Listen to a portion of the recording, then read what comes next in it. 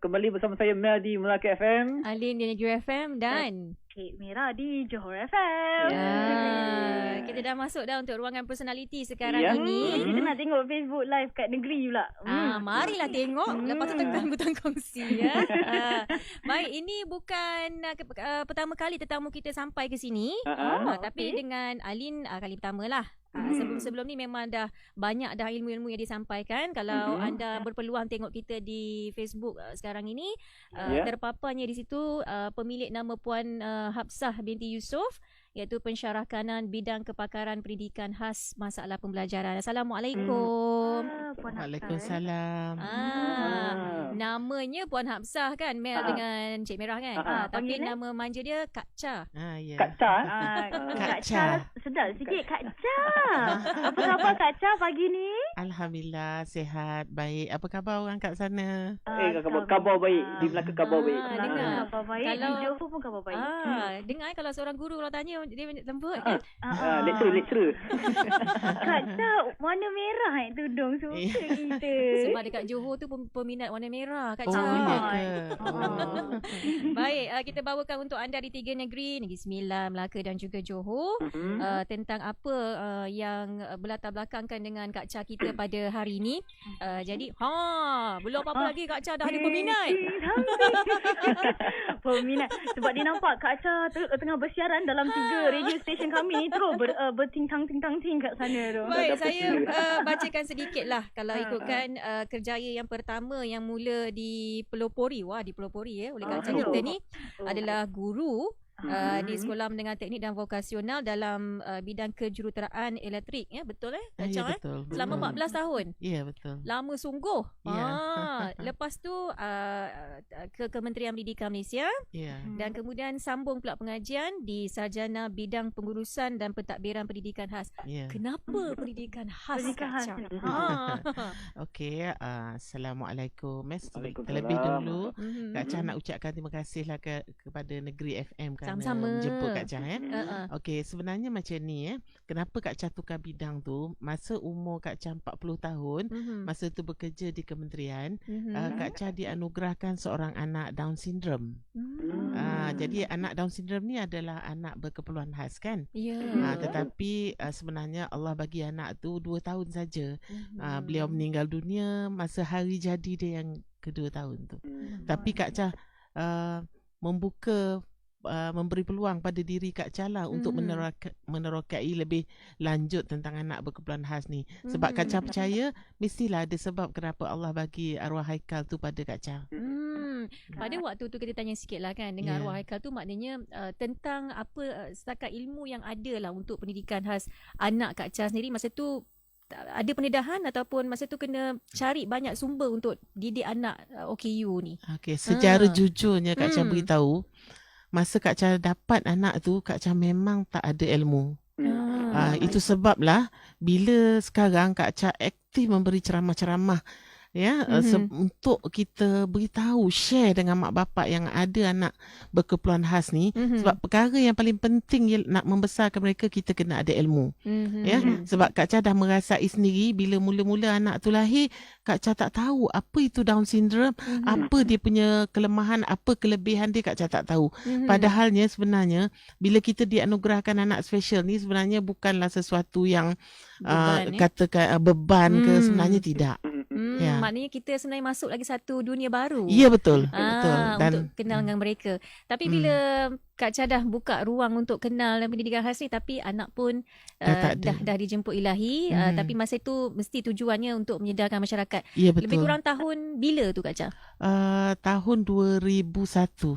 Kalau ikutkan setakat gambaran ataupun pengalaman Kak Cha sendiri, kalau di Malaysia ini pendidikan khas kita ni adakah seiring dengan negara-negara maju ataupun kita masih membangun lagi untuk pendidikan khas ni? Kak Cha kena bercakap secara jujur lah kan.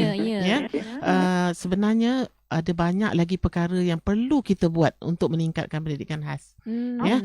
Kita masih lagi tertinggal ke belakang, tetapi walau bagaimanapun kita sedang berusaha. Contohnya kita 2-3 hari ni kan kita mendengar tentang keputusan SPM kan.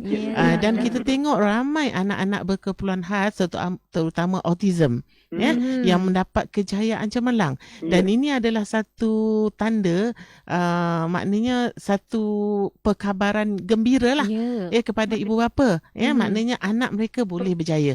Sebab autism sekarang sangat ramai.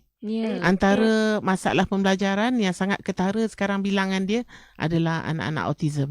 Ada kalanya kalau tengok penampilan fizikal normal. Ya, betul. Tapi bila sampai satu tahap tu watakan dia kan kadang-kadang kita tengok mereka ni meronta di pusat beli belah, rupanya kita tahu autism rupanya kan. Betul. Jadi pada tahun 2001 tu kalau Kak Cha lihat yang masa tu Kak Cha melanjutkan pelajaran, lepas tu masa tu saya masih bekerja di kementerian. Di kementerian. Lepas tu dan 2007 di IPG kampus Ilmu khas. Ya, selepas Kak Cha teruskan dengan master lah. Selepas Kak Cha dapat master dalam pendidikan khas tu, Kak Cha dipostingkan ke IPG kampus ilmu khas. Di mana IPG ilmu khas ni memang terkenal lah dengan pendidikan anak-anak berkeperluan khas. Jadi sebagai pensyarah, jadi yang sejawatan dengan Kak Cha tu kalau ikutkan cukup tak untuk mendidik guru-guru pendidikan khas kita yang ada di Malaysia sekarang ini? Sebenarnya kita ada peluasan, bukannya di IPG ilmu khas saja, tapi banyak IPG yang ada dan juga universiti lah. Jadi bila kata dah ada peluang untuk mendidik ini, tadi kita sembang dengan Kak Cha kan, untuk Mel dan juga Cik Merah lah. Sebab Mel dengan Cik Merah pernah mohon untuk jadi guru tak? Saya tetapi saya ada kawan saya yang sekarang ini sedang melanjutkan pelajaran dalam pendidikan khas ni. Sebab tadi sembang dengan Kak Cha tanya kan, kalau macam kita pun nak mohon dalam bidang kerajaan ni, dalam pekerjaan kerajaan, ada kan kita nak minta apa, A apa, B apa, pilihan tu kan. Tu tanya Kak Cha, kalau pendidikan khas ni kita pilih sendiri ataupun memang dikhususkan? Kata Kak Cha, kita boleh pilih sendiri. Ya, betul. Pendidikan khas ni, tapi cuma hari ni kalau Kak Cha tengok orang kata penerimaan yang memohon tu memang tahu atau tidak sebenarnya dengan yang mereka mohon pendidikan khas tu. Okey, sebenarnya bila calon-calon guru ni memohon, sebenarnya ada juga kemungkinan mereka tidak 100% tahu apa itu pendidikan khas sebenarnya kan. Sebab untuk pengetahuan kita semua pendidikan khas ni dia ada banyak cabang. Contohnya buta, pekak, masalah pembelajaran, pemulihan. Macam bidang kepakaran Kak Cha ni adalah tentang masalah pembelajaran. Masalah kalau buta dan pekak ni dah establish, sebab mereka walaupun mata tak nampak kan, walaupun telinga tak dengar, tapi mereka ni normal dari segi kognitif. Mereka tidak ada masalah macam tantrum semua tu, tak ada. Mereka tak ada. Jadi kebanyakan mereka boleh jadi profesor, mereka boleh berjaya kan. Tapi anak-anak berkeperluan ni dia banyak kategori. Contohnya macam autism, macam Down syndrome, cerebral palsy, dan dia pelbagai kategori dan pelbagai masalah. Jadi bila guru-guru ni memohon, ada yang tahu sedikit dan ada yang tak tahu mungkin. Tapi dalam latihan misalnya di IPG, dalam masa latihan 5 tahun itulah mereka mengenali secara mendalam dan kita melatih mereka lah secara amali dan teori dia. 5 tahun untuk mendapatkan orang kata ilmu untuk pendidikan khas ini. Baik, untuk Mel dan juga Cik Merah, kita akan rehat dulu. Sebab lepas ni kita akan sentuh pula berkenaan dengan apa yang dilakukan oleh Kak Cha ni dengan kerja-kerja amalnya, supaya menyentuh dari segi pendidik itu sendiri dan mereka anak-anak yang berkeperluan khas ni tak tercicir. Kita dah tahun 2020 kan. Jadi ada banyak yang disajikan daripada pertubuhan yang Kak Cha kendalikan ya. Selepas ni dalam Yuk Dong Gambar kita, personality, kita nak dengar lagu dulu daripada Zenaka dan juga Yoni Boy. Sakit. Semuanya dalam Yuk Dong Gambar.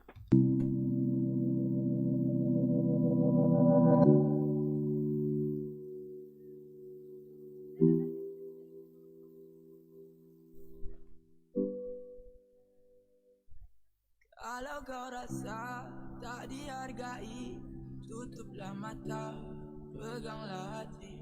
Kalau kau rasa diri kau sunyi, jangan bersedih, aku di sini. Walau hidupmu tumpas, ku akan beri kerjasama.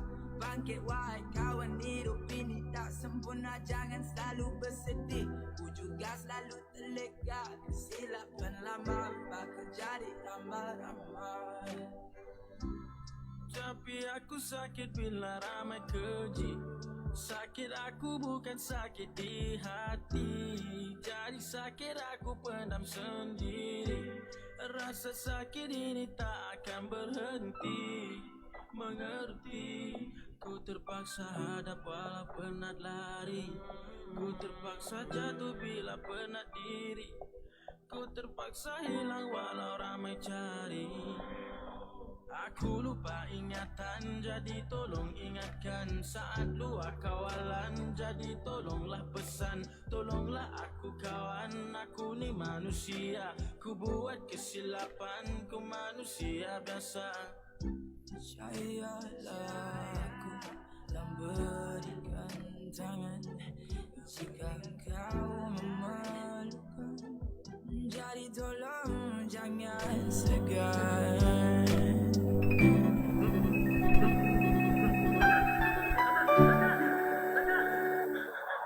Kalau kau rasa tak dihargai, tutuplah mata, peganglah hati. Kalau kau rasa diri kau sunyi, jangan bersedih, aku di sini. Walau hidupmu tumpas, ku akan beri kerjasama. Bangkit wahai kawan, hidup ini tak sempurna, jangan selalu bersedih. Ku juga selalu terlega kesilapan lama, bakal jadi ramai-ramai. Tapi aku sakit bila ramai keji. Sakit aku bukan sakit di hati, jadi sakit aku pendam sendiri. Rasa sakit ini tak akan berhenti. Mengerti, ku terpaksa hadap walau penat lari. Ku terpaksa jatuh bila penat diri. Ku terpaksa hilang walau ramai cari. Kau kenal aku siapa, yang dulu bukan aku. Masa tu aku gila, ku sendiri tak tahu apa yang sudah jadi. Ku rasa macam mimpi, hanyut di realiti. Kesannya hari ini penyakit ada luka, sakit tiada parut. Sakitnya di kepala, bercelaru mengarut. Tindakan luar biasa, marah terus mencarut. Lupa semua kata, rasa nyawa tercabut. Aku faham apa yang kau rasa. Janganlah kecewa, ku sentiasa ada. Trio Yodong Raba, Sembang Pagi, Sana Sini, Budaya, Gabungan Negeri FM, Johor FM dan Melaka FM. Trio Yodong Raba. Kembali bersama kami dalam Tok Dong Apa. Mel, makan Tak, saya pergi. Mana tu Mel? Membuang hajat. Banyaklah dia. Ya je. Tak apa, kita faham. Biasalah dalam konti dia macam-macam dia bergerak sesuatu. Ya. Kita faham kita faham. Maknanya awak stok saya Okey, kita berbalik pada sembang mengenai personality. Kak Cha. Kak Cha kita ada lagi ni. Kalau tadi kita dah sentuh sikit tentang latar belakang Kak Cha bagaimana semua ni, dan sekarang ni kita bawakan pula kepada pendengar apa boleh katakan kerja-kerja amal lah di bawah pertubuhan apa tadi Kak Cha? Ibu bapa anak berkeperluan khas Negeri Sembilan. Pertubuhan ni sendiri. Cuba ulang semula, tak dengar Cik Memang kita. Okey. Nama dia Pertubuhan Guru Ibu Bapa Anak Berkeperluan Khas Negeri Sembilan. Kak Cha pengurusi dia lah. Tahun bila ditubuhkan tu Kak Cha? November 2018. Baru lagi actually. Baru lagi Dan di bawah pertubuhan ni sebenarnya ada apa aktivitinya, apa fokusnya sebenarnya ni? Okey. Yang sebenarnya Kak Cha ada buat tiga aktiviti besar lah ataupun tiga perkara besar. Yang pertamanya Kak Cha buat ialah makmal pendidikan khas dan inklusif. Makmal ni Kak Cha buat di IPG Raja Malewa. Di makmal ni kami cater ataupun kami uruskan anak-anak yang kecil, maksudnya daripada yang bawah umur 6 tahun. Iaitu untuk program early intervention. Jadi pelajar-pelajar di IPG Kak Chah ni ada 34 orang. Jadi mereka selain daripada belajar teori dalam kelas, mereka dapat juga hands on dengan anak-anak ni. Kami berkolaboratif dengan PDK Nur Iman dan juga PDK Bandar Seremban. Sebab kita memang tak ada anak-anak istimewa ni tidak ada di IPG. Yang kita ada hanya guru pelatih. Jadi bagaimana kita nak bagi guru pelatih ni dapat pengalaman secara hands on. So kita berkolaboratif lah dengan 2 PDK ni. Jadi setiap hari Isnin dan Jumaat mereka akan, ibu bapa akan hantar ke mak-mak kami. Okey, yang kedua yang Kak Chah buat adalah RAPS. RAPS ni singkatan kepada Rumah Aktiviti Pendidikan Khas Senawang. Okey, kalau MPKI tadi, makmal inklusif tadi untuk budak-budak kecil, yang remaja-remaja macam mana? Jadi Kak Chah tubuhkan Rumah Aktiviti Pendidikan Khas Senawang ni supaya dapat melatih remaja-remaja OKU ni. Walaupun mereka Down syndrome, walaupun mereka autism, kan? Mereka boleh buat. Sebenarnya mereka sangat boleh. Mereka sangat berpotensi. Jadi pada setiap Khamis, Kak Chah akan mengajar mereka di RAPS ini, mengajar misalnya masakan, pertanian, peternakan, kan? Dan kemahiran kemahiran sebab mereka ni kognitifnya memang agak kurang, tapi mereka boleh berjaya dalam bidang kemahiran sebab yang penting mereka boleh hidup.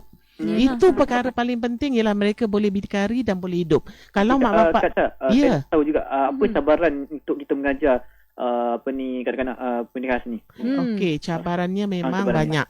Cabarannya memang banyak sebab kanak-kanak ni kita boleh kategorikan kepada 4 level, iaitu mild, moderate, severe dan profound.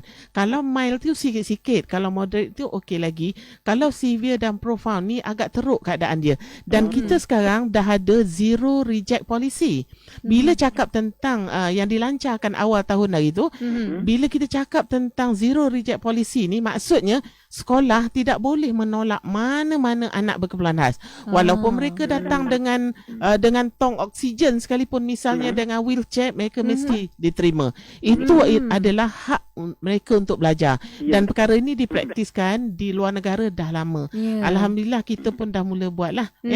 Jadi maksudnya sekarang bila zero reject policy ni dibuat, maksudnya kita kena latih guru kita lebih intensif. Itu yang Kak Chah buat makmal tu, supaya anak-anak guru-guru pelatih ni dah kenal dari dalam latihan lagi. Bukan belajar secara teori-teori saja. Maknanya mereka ada ilmu dan mereka ada kemahiran.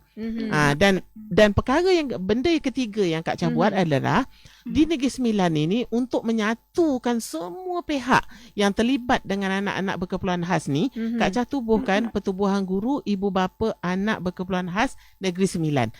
Dengan adanya pertubuhan ni, ahli-ahli dia terdiri daripada guru-guru pendidikan khas, ibu bapa, petugas PDK, penyelia PDK, PPM. Maksudnya sekarang kita punya tenaga, kita punya masa, kita punya dana diarahkan dalam satu tujuan yang sama. Kita tak nak salah menyalahkan ataupun orang ni buat, ibu bapa buat macam ni, sekolah buat macam, kita tak nak. Kita nak tenaga kita sama supaya anak-anak ni lebih berjaya. Saya memang terpegun lah dengan penjelasan Kak Chah, sebab sebenarnya saya, anak buah saya ada 2 orang autism.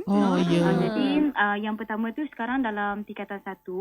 Masa yang pertama kita dapat tu, anak Kak Long saya, kita agak, keluarga kita tak biasa. Terkejut lah kan. Ya, betul. Jadi permulaan tu masa tu kita pun tak berapa faham kenapa dia macam ni kan. Ya, betul. Dapat orang kata detectkan, dapat orang kata dah pastilah. Tahu yang tu masa umur 3 tahun lah. Kemudian selepas anak buah saya tu dah dapat rawatan, kemudian anak buah saya yang anak kakak saya kedua pula, memang saya tengok sendiri memang ada tanda-tanda macam tu. Jadi kita pun hantar refer kepada pakar perubatan, dan memang betul dia mild autism juga. Jadi dari segi pendidikan khas ni, memang kenapa saya macam tak banyak nak menyampuk, sebab saya terpegun, dan saya memang banyak benda input yang saya salin yang macam, ini macam ni cara dia. Sebab Cik Mira kata Kak Chah tadi dekat Johor pun ada. Cik Mira kena dengar. Cik Mira di Johor tu ada seorang guru di sekolah Taman Universiti. Beliau yang masuk kategori finalize dalam 50 World Best Teacher, iaitu Dr. Khairul. Saya sangat bangga, dia kawan baik saya. Saya sangat bangga dengan beliau. Dr. Khairul Anwar, Dr. Muhammad Khairul Anwar. Nanti dia di sekolah Taman Universiti. Jadi kalau Cik Merah boleh nanti panggil dia, tengok kan macam mana projek dia sangat bagus. Projeknya sangat bagus. Dia pun ada pusat early intervention dan juga dia di sekolah dia tu dia sediakan program yang sangat besar dalam bidang kulineri. Jadi sangat membanggakan. Sebenarnya guru-guru pendidikan khas ni sebenarnya mereka ni ada satu peluang.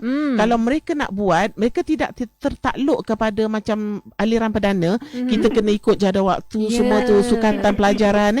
Mereka tidak macam tu. Sebenarnya mereka boleh buat apa saja asalkan MBK, iaitu murid berkeperluan khas berjaya pendidikannya.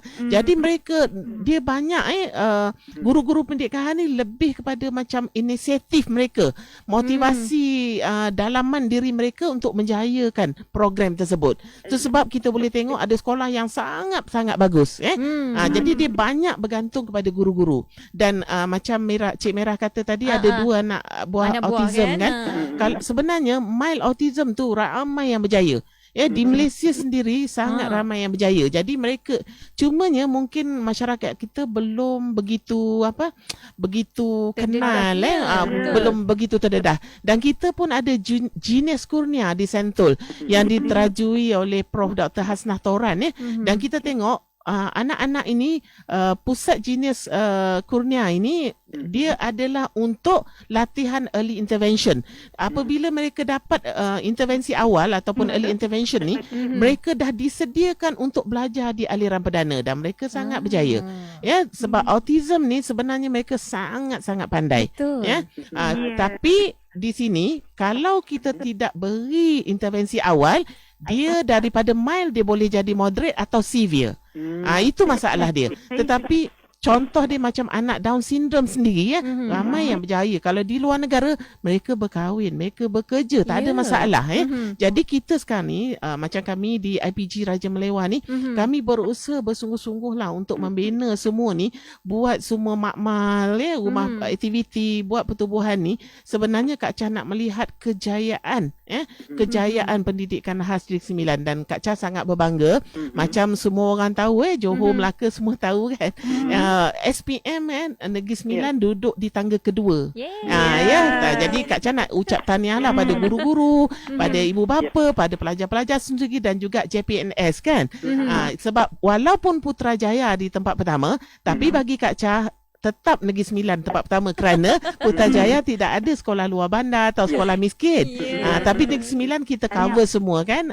Jadi tahniah pada mereka lah yang telah bekerja keras. Itu dia. Tak ketinggalan jugalah untuk Johor dan Melaka sebenarnya kan. Kak Cha, saya nak tanya satu soalan lah. Kalau kita tanya tadi, saya dah bertanya tentang macam mana cara kita nak mengajar tu. Tenaga pengajar yang diperlukan untuk kita handle satu kelas tu macam mana Kak Cha? Okey, lebih ataupun 2, 3? Dia macam ni. Kalau ikut data yang kita ada lah setakat sekarang ni, satu cikgu nisbah dia dengan 6 murid. Satu sebab the best method ataupun cara terbaik nak mengajar anak berkeperluan khas ni sebenarnya one to one. Tapi tak mungkinlah kita boleh sediakan satu guru untuk satu murid kan. Tapi 1 dengan 6 tu pun sebenarnya kita boleh buat, ada cara dia macam mana kita nak buat one to one. Maksud dia macam ni kalau 6 budak dalam kelas tu, cikgu tak boleh ajar one for all. Maksudnya tak boleh macam kalau aliran perdana, satu cikgu ajar satu tajuk untuk semua budak. Mereka tidak. Mereka akan ada RPI ataupun rancangan pendidikan individu yang tersendiri. Maksudnya kalau 6 orang tu, pelajar A, pelajar pertama buat lain, kedua buat lain, 3 buat lain. Itu sebab kita tidak boleh ikut cara ataupun kaedah mengajar di aliran perdana. Kita kena menumpukan kepada tahap pelajar. Contohnya dalam satu kelas ada budak autistik, ada budak autism, murid, ada murid autism, autistik, murid autism, murid slow learners kan. Jadi cara pelayanan pada pendidikan mereka tu sangat berbeza. Ya, sangat berbeza. Itu yang patut kita terapkan sekarang. Tidak boleh satu perkara satu tajuk ataupun satu topik untuk semua murid, tak boleh. Ini akan mengakibatkan begini. Murid yang rendah tak dapat capai, murid yang tinggi akan bosan. Murid yang high function akan bosanlah sebab tajuk tu terlalu rendah. Tapi kalau kita bagi tajuk tinggi, murid yang low function macam Down syndrome misalnya, mereka akan rasa tak dapat nak capai. Jadi mesti menggunakan RPI ya. Dan sahabat saya pengarah pendidikan khas Datuk Dr. Yasmin mengatakan sekarang ni KPM tengah buat RPI yang terbarulah, yang terbaik untuk pelajar-pelajar. Okey, satu je saya nak ucapkan kepada terima kasih dan tahniah kepada guru-guru pendidikan khas. Ya. Kata bersabar. Ya, betul. Ya, macam Kak Cha cakap tadi, satu guru 6 murid. Dan 6 murid tu sebenarnya mungkin banyak cabaran-cabaran dan Kak Cha cakap tadi berbeza pendekatannya. Jadi tahniah dan terima kasih guru-guru pendidikan. Ya. Baik Kak Cha, kita pun sampai dah hujung, dah pukul 9 ni kan. Jadi secara keseluruhannya untuk mengajaklah mereka, ibu bapa khususnya di Negeri Sembilan, Melaka dan Johor, untuk buka minda mereka, hantar anak lebih awal supaya mereka dapat pendidikan yang sebaiknya. Betul. Bukan setakat hantar anak, tapi ibu bapa kena belajar. Paling penting ya, bila kita ada anak berkeperluan khas ni, kita mesti ada ilmu dan kita mesti ada kemahiran. Bukan ilmu saja, bukan tahu, tapi kita kena ada kemahiran. Sebab tu sebenarnya ya, ialah masa ni sangat singkat kan, tak dapat Kak Cha nak share kan. Ya, sebenarnya bila Allah bagi kita anak berkeperluan khas ni, atau senang dulu-dulu orang panggil anak cacat, sebenarnya kita akan tengok itulah dia macam apa, orang kata apa ni, apa word yang Kak Cha nak cakap ni, sebenarnya Allah tidak bagi kita default product, tapi itulah yang nak membuktikan bahawa berapa maha esanya Allah SWT. Sebab sebenarnya bila anak-anak ini dilatih, mereka boleh berjaya. Sebenarnya bukan masalah. Katakanlah anak itu cerebral palsy. Cerebral palsy ni maksudnya keadaan fizikal yang sangat teruk, yang tidak boleh bergerak kan. Itu pun sebenarnya adalah satu anugerah Allah kepada kita untuk menguji diri kita, kesabaran kita. Ya, maknanya anak kita ni terlantar macam ni kan. Jadi kita boleh muhasabah diri. Jadi Allah tidak bagi kita sia-sia. Jadi pada ibu bapa, guru-guru di luar sana, carilah ilmu, usahalah untuk didik. Mereka sangat boleh. Kalau Kak Cha tak buat di makmal, kalau Kak Cha tak buat di rumah aktiviti dengan anak-anak tu, dengan remaja-remaja tu, Kak Cha tak boleh cakap. Kak Cha bercakap ni dengan bukti. Dan Kak Cha menyaksikan kejayaan mereka dan sangat seronok. Itu dia perkongsian yang tak banyak sebenarnya kita dapat nak selit kan. Nak cakap lagi, nak dengar lagi. Lepas ni Cik Merah boleh jumpa Pak Dr. Khairul Anwar kan? Muhammad Khairul Anwar. Baik. Kita ucapkan terima kasih kepada Puan Hafsah binti Yusof, pensyarah kanan bidang kepakaran pendidikan khas masalah pembelajaran, ataupun Kak Cha kita ini. InsyaAllah Kak Cha ada rezeki kita berjumpa lagi Kak Cha ya. Assalamualaikum. Waalaikumsalam. Terima kasih. Sama-sama.